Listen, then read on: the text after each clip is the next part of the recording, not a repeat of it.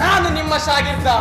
ಬನ್ನಿ ಬನ್ನಿ ಜಗತ್ತಿನ ಎಲ್ಲ ಕಾಪಾಡರೆ, ಹೇಮರೇ, ಜಲೀಲರೇ, ಜಾದೂಗಾರರೇ, ಬನ್ನಿ ಬನ್ನಿ ಬನ್ನಿ ಬನ್ನಿ. ಶ್ರೀರಂಗನ ದೇವಾಲಯದ ಘಂಟಾನಾದ, ಮಸೀದಿಯ ಪ್ರಾರ್ಥನೆ ಎರಡೂ ನನ್ನ ಕಿವಿಗಳಿಗೆ ಏಕಕಾಲದಲ್ಲಿ ಕೇಳಬೇಕೆಂಬ ಸಮಚಿತ್ತ ಭಾವ ನನ್ನದು. ಹುಲಿಗೆ ನರಿಯ ಹಾಗೆ ಬದುಕು ಎಂದು ಬುದ್ಧಿ ಹೇಳಲು ಸಾಧ್ಯವೇ? ಹೇಳಿ, ಇದು ಸಾಧ್ಯವೇ?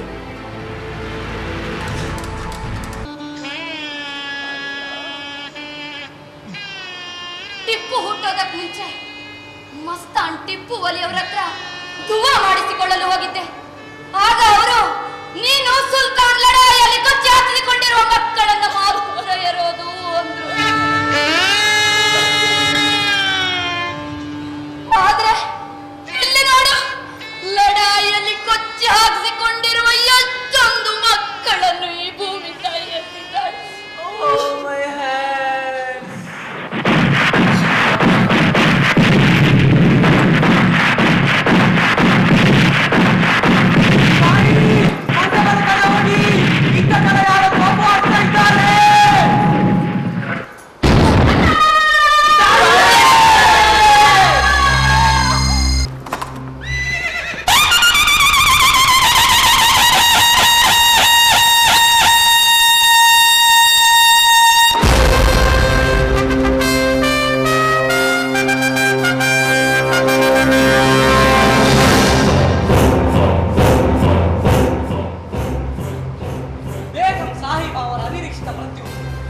ಬಹಳ ವ್ಯಸನಕಾರಿಯಾಗಿದೆ ಹುಜೂರ್. ನಮಗಂತೂ ಇದರಿಂದ ನೋಡಿ, ಲಡಾಯಿಯಲ್ಲಿ ಕೇವಲ ಸಿಪಾಯಿಗಳು ಅವರ ಹೆಂಡತಿಯರು ಮಾತ್ರವಲ್ಲ, ಸುಲ್ತಾನರು ಅವರ ಹೆಂಡತಿಯರು ಸಾಯುತ್ತಾರೆ. ಇನ್ನು ನೇರ ವಿಷಯಕ್ಕೆ, ಗಫಾರ್ ಲಡಾಯಿಯ ವರದಿ, ತಪ್ಪು ಸೂಚನೆ ಯಾರಿಂದ, ಯಾವಾಗ? ಮತ್ತೆ ಸಂಚು, ಒಳಗಿನ ಶತ್ರುಗಳ ಪಿತೂರಿ. ಪರಂಗಿಯವರು ಕರಾರುನಾಮಕ್ಕೆ ಮೊದಲೇ ಕರಾರು ಮುರಿದಿದ್ದಾರೆ ಹುಜೂರ್. ಏನಾಯಿತು? ಮತ್ತೆ ಸೋಮವಾರ ಪೇಟೆಯಲ್ಲಿ ಲಡಾಯಿ, ಇಲ್ಲಿಯೂ ಲಡಾಯಿ. ಅದು ಹೇಗೆ ಸಾಧ್ಯ? ಒಪ್ಪಂದದ ಸುದ್ದಿ ಮುಟ್ಟಿದಾಗ ಸಿಪಾಯಿಗಳ ಖುಷಿಗೆ ಮೇರೆಯೇ ಇರಲಿಲ್ಲ. ಹಾಡತೊಡಗಿದರು, ಕುಣಿಯತೊಡಗಿದರು, ಭರ್ಜರಿ ದಾವತ್ ಏರ್ಪಡಿಸಿದರು. ಇನ್ನೇನು ಮೊದಲ ತುತ್ತು ಬಾಯಿಗಿಕ್ಕಬೇಕೆನ್ನುವಷ್ಟರಲ್ಲಿ ಫಿರಂಗಿಯ ಗುಂಡುಗಳ ಸುರಿಮಳೆ. ನಮ್ಮ ಸಿಪಾಯಿಗಳಿಗೆ ಏನಾಯಿತು? ಸರ್ವನಾಶವಾಗಬೇಕಿತ್ತು.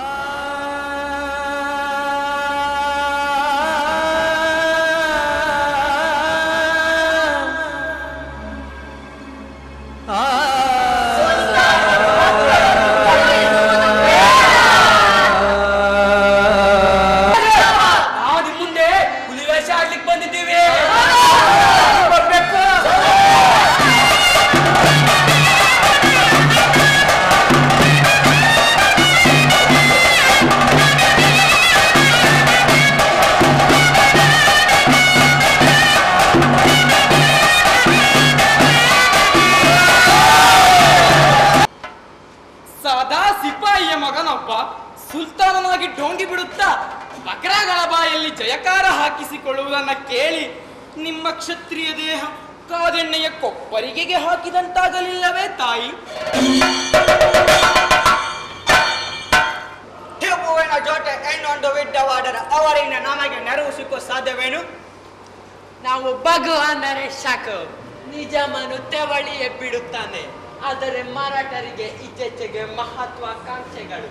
ಸದ್ಯದ ಪರಿಸ್ಥಿತಿಯಲ್ಲಿ ಆ ಟಿಪ್ಪುವಿನ ಜೊತೆ ಯುದ್ಧ ಅಸಂಭವ. ಟಿಪ್ಪು ಇತ್ತೀಚೆಗೆ ಫ್ರೆಂಚರ ನೆರವಿಗೆ ಕೈ ಚಾಚುತ್ತಿದ್ದಾನೆಂದು ವರದಿಗಳೇನೋ ಬಂದಿವೆ. ಆದರೆ ಮತ್ತೊಂದು ಯುದ್ಧಕ್ಕೆ ಯಾವುದೇ ಕಾರಣಗಳಿಲ್ಲ. ನಿಜ.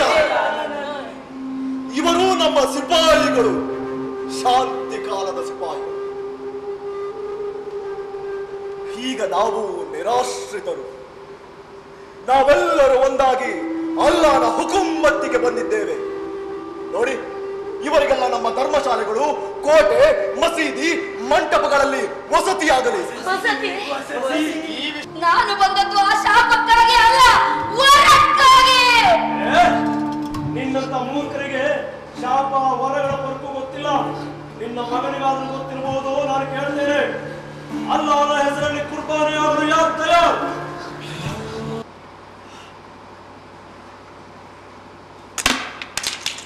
ನಿನ್ನ ಕ್ರೂರವಾದ ಮಾಫಿ ನನಗೆ ಬೇಡ. ಆವತ್ತು ಆದವಾನೆಯಲ್ಲಿ ಮಾಡಿದ ಅಪಮಾನ ನೆನಪಿದೆಯ ಟಿಪ್ಪು? ಇಂದು ನಿನ್ನ ಕುದಾದಾತ್ ಸರಕಾರದ ಕಾನೂನಿನಲ್ಲಿ ನನಗೆ ಯಾವ ಸಜಾ? ಕುದಾದಾತ್ ಸರ್ಕಾರದ ಕಾನೂನಿನಲ್ಲಿ ಮನುಷ್ಯನ ಸಣ್ಣ ಪುಟ್ಟ ಅಪರಾಧಗಳಿಗೂ ಘೋರವಾದ ಸಜಾ ನಿಗದಿಯಾಗಿದೆ. ಇದು ಗೊತ್ತಿದ್ದು ಹೀಗೇಕೆ ಮಾಡಿದೆ ಸಾದಿಕ್? ಬೇಕಾದರೆ ನನ್ನನ್ನು ಕೊಂದು ಬಿಡು. ಹುಲಿಗಳೊಂದಿಗೆ ಹೋರಾಡುವವರು ಇಲಿಗಳನ್ನು ಹೊಸದು ಹಾಕುವುದಿಲ್ಲ. ಅಲ್ಲದೆ ಲಡಾಯಿ ಮೈದಾನದ ಹೊರಗೆ ಯಾವ ವಿಚಾರಣೆ ಇಲ್ಲದೆ ಯಾರನ್ನು ಕೊಲ್ಲುವುದು, ಕೊಲ್ಲಿಸುವುದು ಕುದಾದ ಸರ್ಕಾರದ ಕಾನೂನಿನಲ್ಲಿ ಅಪರಾಧಗಳು. ನಾವು ಹುಡುಗರಾಗಿದ್ದಾಗ ಅಮ್ಮಿ ಜಾನ್ರವರು ಹೇಳುತ್ತಿದ್ದ ಇಮಾಮ್ ಹುಸೇನರ ಕಥೆ ನೆನಪಿದೆಯಾ? ಲಡಾಯಿಗೆ ಹೋದ 72 ಜನ ಗಂಡಸರಲ್ಲಿ ಒಬ್ಬರೂ ವಾಪಸ್ ಆಗಲಿಲ್ಲ. ಆದ್ದರಿಂದ ನಮಗುಳಿದಿರುವುದು ನಮ್ಮ ನಂಬಿಕೆಯ ಕಿಲ್ಲೆಗಳು ಮಾತ್ರ. ಅಲ್ಲಿಗೂ ದುಶ್ಮನರು ನುಗ್ಗುವ ಮೊದಲು ಇದು ನಮ್ಮ ಜಲಹಾರಿಗಳ ನೀರು, ಅಲ್ಲದೆ ಕಿಲ್ಲೆಯ ಹೊರಗಿರುವ ನಮ್ಮ ಮಕ್ಕಳ ಜಿಮ್ಮೆದಾರಿ.